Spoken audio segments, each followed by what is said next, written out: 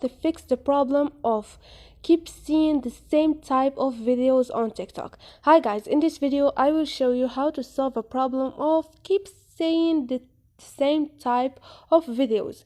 So it's so easy. All you need to do is go to your TikTok. First thing, go to your profile and click on those three buttons up there. Click on setting and privacy. Scroll down, click on free app space and clear the cache. So this is the first one. The second one, if this doesn't help you, all you need to do is click on report a problem and scroll down and click on feed, search and share. Now click on the third option, which is keep seeing the same type of videos. Now TikTok will tell you to long press on any video that you no longer want to see and click on not interested.